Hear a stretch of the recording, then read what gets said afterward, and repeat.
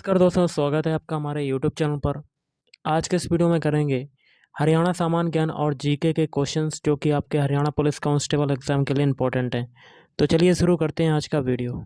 आज के सेशन में पहला क्वेश्चन है, निम्न में से किसका या किनका बौद्ध ग्रंथ दिव्यावदान में उल्लेख किया गया है? तो ये हो जाएगा ऑप्शन सी, ए और बी दोनों। ए आपका हो जाएगा रोहतक और बी हो जाएगा अग्रोहा। अग्रोहा। अगला क्वेश्चन है, चौधरी देवीलाल का जो जन्म है वो किस जिले में हुआ था? तो चौधरी देवीलाल का जन्म हुआ था ऑप्शन डी, सिरसा जिले में। नेत्रदान को प्रोत्साहित करने के लिए कौन सी योजना शुरू की गई है?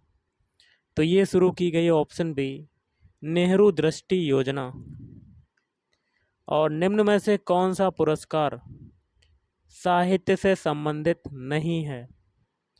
तो देखिए, पहला है आपका महर्षि वेदव्यास पुरस्कार, ये तो संबंधित है। बी है बाबू बाल मुकुंद पुरस्कार, ये भी संबंधित है। और सी है पंडित लक्ष्मी चंद्र पुरस्कार, ये भी संबंधित है। लेकिन डी वाला आपका जो है वो संबंधित नहीं है। कौन सा है आपका? भाई संतोष सिंह पुरस्कार। पृथक राज्य के रूप में हरियाणा की प्रथम जो जनगणना है ये कब हुई थी? तो ऑप्शन बी, 1971 में हुई थी प्रथम जनगणना। राज्य शहरी स्वास्थ्य मिशन प्रारंभ करने वाला हरियाणा भारत का जो है कौन सा राज्य है? तो ऑप्शन है प्रथम। कौन सा राज्य है?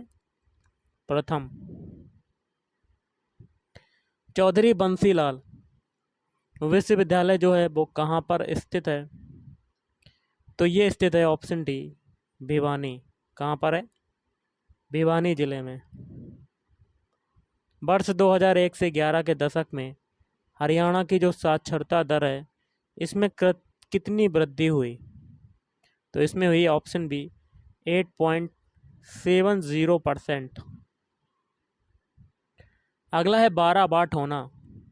मुहावरे का क्या अर्थ होता है? तो 12 बाट होना मुहावरे का वो अर्थ होता है ऑप्शन सी, नष्ट होना। नष्ट होना। अगला क्वेश्चन है, निम्न में से कौन सा कथन जो है वो असत्य है, गलत है? तो ऑप्शन डी, बाकी के दिन जैसे कि पहला है महोत्पात की संख्या 16 है, दूर निर्मित की संख्या 3 है, उपलिंग की संख्या है 20। और निम्न में से कौन सा युग्म सुमेलित है? सही वाला बताना है। तो ऑप्शन डी सभी। तो पहला है बुद्धो माता का मेला लगता है मार्च में, और शाह चोखा खोरी का मेला लगता है अप्रैल मई, शिवजी का मेला लगता है फरवरी। करनाल के तरावड़ी में कौन सा मेला लगता है? तो ऑप्शन है पराशर का मेला लगता है। अगला क्वेश्चन है, राज्य में कौन से नृत्य को वसंत ऋतु के आगमन पर किया जाता है? तो गाइस ये किया जाता है ऑप्शन बी, डफ नृत्य। राज्य का कौन सा जिला संपूर्ण देश में अपने सूचना प्रौद्योगिकी उद्योग के लिए फेमस है, प्रसिद्ध है? तो ऑप्शन सी हो जाएगा करनाल। कौन सा हो जाएगा? करनाल। केरू किस जिले का खंड है? तो गाइस इसका आंसर आपको कमेंट करके बताना कि क्या हो सकता है कि केरू जो है वो किस जिले का खंड है। नेक्स्ट क्वेश्चन है, प्रसिद्ध कर्ण झील जो है वो कहाँ पर स्थित है? तो प्रसिद्ध कर्ण झील जो स्थित है वो स्थित है करनाल जिले में। Railway carriage and wagon workshop जो है वो कहाँ पर स्थित है? तो ये स्थित है आपका ऑप्शन है यमुनानगर।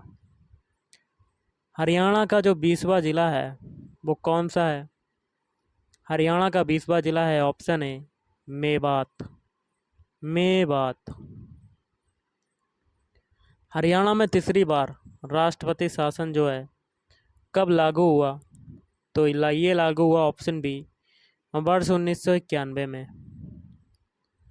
अगला है हरियाणा तिलक समाचार पत्र वर्ष 1929 में किस भाषा में निकाला गया था? तो ये ऑप्शन है उर्दू में निकाला गया था। आज हम लोग सामान्य ज्ञान के क्वेश्चन करेंगे। तो सामान्य ज्ञान के क्वेश्चन में आपका आंसर है पहला क्वेश्चन कहता है आपूर्ति वक्र के साथ साथ चलने को क्या कहते हैं? तो ऑप्शन डी आपूर्ति में विस्तार तथा संकुचन कहते हैं। भारत का उपराष्ट्रपति बनने के लिए न्यूनतम जो आयु है वो कितनी होनी चाहिए?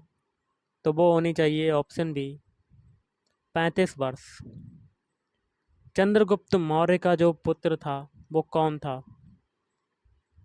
तो ऑप्शन ए बिंदुसार। ये चंद्रगुप्त मौर्य का पुत्र था। अगला क्वेश्चन बनता है भारत में तुगलक वंश के बाद कौन सा वंश शासन में आया? तो ये हो जाएगा ऑप्शन डी सैयद वंश। किस ग्रह को बौना ग्रह माना जाता है? तो किसको बौना ग्रह माना जाता है? ऑप्शन सी प्लूटो को माना जाता है। अगला है बलुआ पत्थर जो है वो किस प्रकार की चट्टान है? तो ये है ऑप्शन डी अवसादी चट्टान।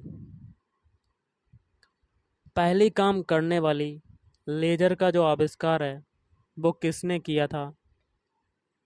तो option C TH. Memon. TH. Memon ने।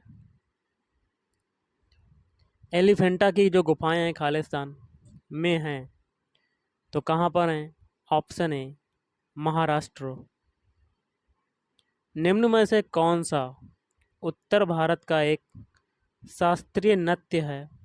तो ये है आपका option C Kathak. Rowlatt act जो है वो किस वर्ष पारित हुआ? तो ये हुआ 1919 में पारित हुआ। क्वेश्चन है किसी देश में उत्पादन किए गए संपूर्ण सामान और सेवाओं का मूल्य उसका खालिस्तान क्या कहलाता है? तो उसका कहलाता ऑप्शन है सकल घरेलू उत्पाद। रुक्मणी देवी अरुणडेल जो है खालिस्तान के साथ जुड़ी हुई हैं।